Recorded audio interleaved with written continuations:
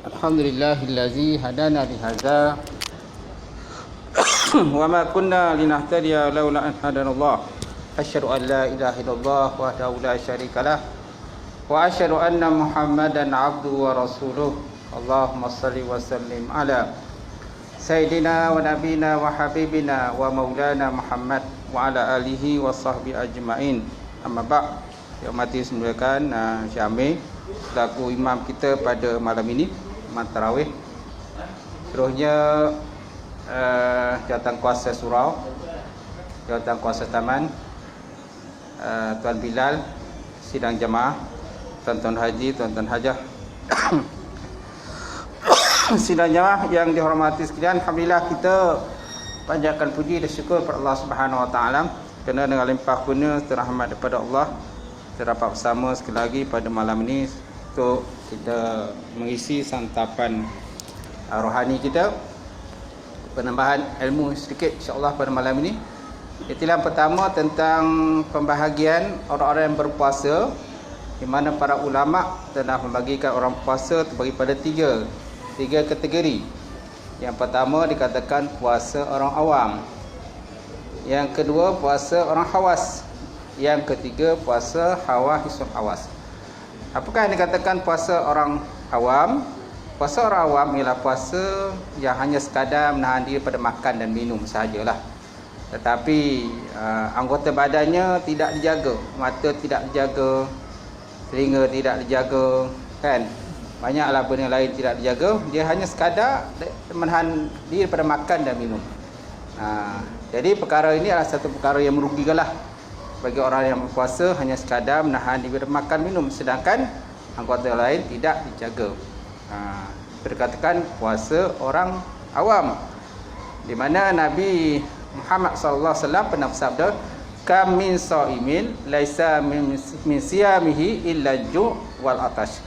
Berapa banyak orang yang berpuasa yang puasanya hanya sekadar menahan diri pada makan dan minum sahaja. Jadi penat ajalah menahan pada makan dan minum. Kemudian Rasulullah SAW ada menyatakan bahawa terdapat 5 golongan yang pahala mereka tu kosong. Dia berpuasa tapi pahala tak ada, penat je lah berpuasa. Itulah yang pertama, orang yang kazib, orang yang suka bercakap bohong. Yang kedua, orang yang ghibah. Ghibah ni suka mengumpat. Umpat maksudnya kita menyatakan keburukan orang lain, sedangkan orang tu tak ada depan mata kita. Itu dikatakan mengumpat. Dalam Quran pun ada sebut orang mengumpat ni merupakan seperti makan daging saudaranya yang telah mati. Sudah tentu kita tak nak makan daging saudara kita yang telah mati. Tapi Allah Ta'ala mengibaratkan, mengumpamakan orang mengumpat tu samalah seperti makan dagingnya saudaranya yang telah mati. Yang ketiga, namimah. Namimah ni mengadu domba lah. Mengadu domba, batu api, atau melaga-laga kat orang supaya orang itu, contohnya si A dengan B itu bergaduh. Bergaduh, berbalah, mungkin tahap orang kata sampai berbunuh-bunuhan. Itu lebih teruklah kalau seandainya perkara itu lebih kritikal. Maknanya dosanya tetap tanggunglah pada orang yang melaga-laga, kata dia an-namimah. Kemudian yang keempat, kata Rasulullah SAW, iaitulah orang yang bersumpah tetapi sumpah yang bohong. Al-yaminul gumus, mana sumpah tapi sumpah bohong, sumpah dosa. Dia berkata, wallahi aku tak ambil, wallahi aku tak tengok, tapi dia tengok, dia ambil. Wallahi aku tak makan, tapi dia makan. Jadi maknanya dia menggunakan kata Allah Ta'ala. Dia menyebut nama Allah Ta'ala dalam sumpahnya. Banyak orang zaman sekarang ni yang bersumpah dengan nama Allah, tetapi sebenarnya dia berbohong dan berdusta. Itu dikatakan yaminul gumus, sumpah bohong. Dan yang kelima, kata Rasulullah sallallahu alaihi wasallam, an-nazru bisyahwatin. Maknanya memandang ataupun melihat dengan nafsu syahwat. Memandang dan melihat sesuatu benda tadi dengan nafsu syahwat. Jadi benda tu boleh menyebabkan orang itu dia punya pahala puasanya terbatal. Puasa tak batal, tapi penatlah.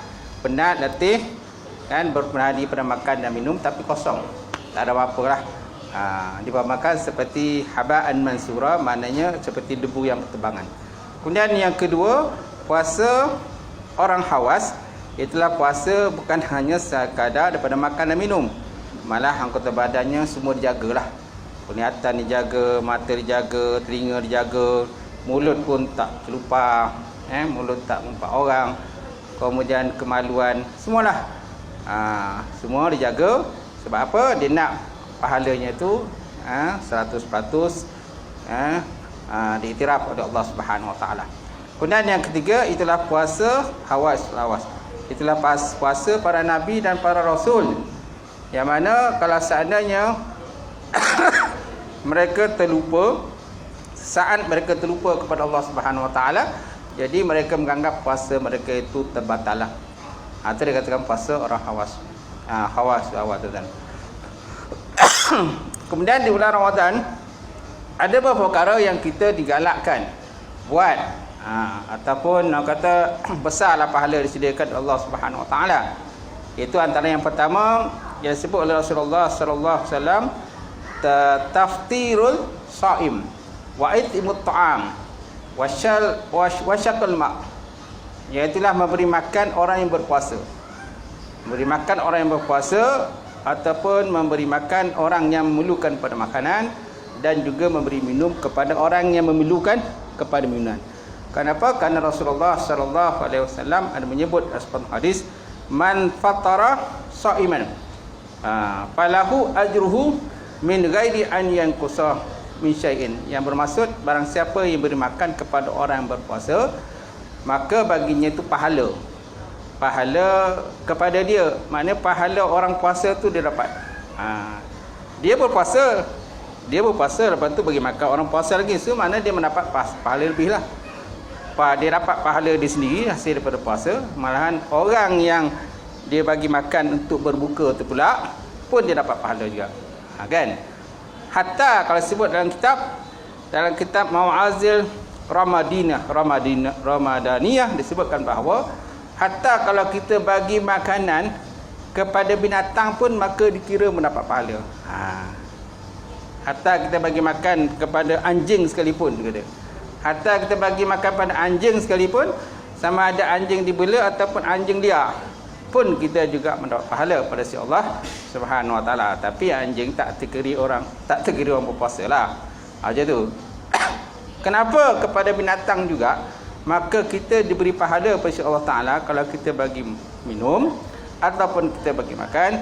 Kerana sesuai dengan hadis Rasulullah SAW, ada disebutkan bahawa satu hari para nabi dan juga para sahabat pergi pada satu tempat. Kemudian masa tu pula suasana tu panas lah, kemarau panjang lah, panas. Jadi ada di kalangan sahabat tadi, dia turun ke dalam perigi. Dia ada satu perigi kan dekat situ, dia turun. Kemudian dia tanggalkan kasut dia tadi, sepatu dia, untuk dia ambil air lah. Kan dia tu. Kemudian bila sampai ke atas, dia dapati ada seekor anjing. Ada seekor anjing lah. Dan anjing itu orang kata kelaparan, kehausan dan kelaparan. Sampai kena sebut dalam hadis itu, anjing itu sampai dia makan tanah. Dia hidup tanah tu, dia jilat tanah, makan tanah. Sebab apa? Kerana haus dan lapar. Maka sahabat tadi kan, dia turun sekali lagi ke dalam perigi tadi, dia ambil lagi air lain, dan akhirnya dibagi minum kepada anjing tersebut. Kemudian salah seorang daripada sahabat tanya pada Rasulullah SAW, "Ya Rasulullah, adakah perbuatan dia tadi, lelaki tadi itu, mendapat pahala pada sisi Allah Subhanahu Wa Taala?" Maka Rasulullah SAW menjawab, dia kata, "Wa fi kulli zi kibadin rataban ajrun." Maksudnya pada setiap yang bernyawa itu ada pahala dia. Pada setiap yang ada ruh dan ada nyawa, maka dia dapat pahala lah bagi orang yang buat kebaikan pada dia lah. Sebenarnya kalau anjing pun kalau kita lihat, apalah pada sisi kita lah sebagai orang Islam kan. Kalau orang bukan Islam tu, anjing tu sangat orang kata berguna lah pada mereka. Tapi bagi kita, anjing ini orang kata seolah macam menyusahkan kita. Tapi walaupun menyusahkan kita, walaupun kita buat kebaikan dalam bentuk macam tadi yang disebut Rasulullah tadi, so kita berdapat pahala jugalah pada sisi Allah Subhanahu Wa Taala. Jadi para ulama kata kalaulah pada binatang kita buat baik dapat pahala, apalagi kalau kita buat baik dengan orang ramai. Gitu. Apalagi kalau kita buat baik pada orang yang berpuasa. Sudah tentu kita mendapat pahala yang besarlah yang disediakan oleh Allah Subhanahu Wa Taala. Malahan dalam hadis-hadis lain pun ada disebut berkenaan dengan supaya kita berbuat baik kepada binatang. Dalam satu hadis yang disebut berkenaan dengan kata buat baik dengan binatang itu ketika menyembelih binatang. Fa iza qataltuhu fa ahsinu qitlah wa iza zabahtuhu fa ahsinu zibah. Apabila kamu membunuh binatang, bunuhlah cara baik. Kalau kamu menyembelih, membelihlah cara baik. Kan? Maksud membunuh dengan cara baik tadi, orang kata tak adalah kita menyeksa dia lah. Kalau nak bunuh, bunuhlah terus. Gitulah. Maksudnya bunuh cara baik tu mana bunuh terus. Jangan menyeksa dia kan dengan kita potong kaki dia ke, ataupun mungkin kita potong tangan dia kaki dia tangan kan, atau kita potong anggota-anggota lain sehingga menyebabkan dia susah kehidupan dia, sedangkan nyawa dia masih ada. Dia nyawa masih ada, tapi bila kita potong kaki dia, potong cungkil mata dia sebagainya, dia akan menyusahkan kehidupan dia lah. Jadi kalau kita nak bunuh, kata Rasulullah, bunuh terus, jangan duk menyeksa dia. Sebab apa? Satu hari nanti binatang itu akan kemungkinan besar akan mengheret kita dalam masuk neraka. Malahan Nabi SAW pun dah sebut berkenaan dengan seorang wanita daripada Bani Israel yang mana binatang wanita itu masuk neraka. Sebab apa? Dia mengurung kucing. Dia mengurung kucing, kemudian dia tak bagi makan pada kucing tersebut, dan akhir kucing itu mati. Matilah. Jadi perbuatan dia itu maka menyebabkan dia masuk dalam neraka. So maknanya pada binatang ni boleh membawa kita masuk syurga, dan pada binatang juga kita boleh bawa dia masuk dalam neraka Allah Subhanahu Wa Taala, tuan-tuan. So maknanya kalau dengan binatang pun kita buat baik ada pahala, dan kita buat jahat pun ada dosa. Itu juga dengan manusia. Lebih-lebih lagi apabila kita bagi makan kepada orang yang berpuasa. Kemungkinan dengan sedikitnya kita bagi makan pada orang puasa itu, kemungkinan akan menjadi hijab kita, pelindung kita daripada api neraka, tuan-tuan. Betul tak? Kemudian yang seterusnya terakhir, apabila kita berpuasa, maka ada dua benda yang kita penting kita tahu, iaitu ta'jilul fitri, bersegera berbuka. Bersegera berbuka, dan yang kedua ta'khirus sahur, maknanya mentakhirkan sahur. Ini benda yang ditekankan oleh Rasulullah sallallahu alaihi wasallam. Dan bila berbuka tu ialah sebaik-baik berbuka ialah dengan buah tamar lah. Dia tamar basah, kan? Tamar yang basah. Kalau tak ada tamar basah, mana tamar yang kering. Kalau tak ada tamar kering, mana dengan air lah, dengan air ataupun benda-benda manis. Itu yang digalakkan apabila kita berbuka.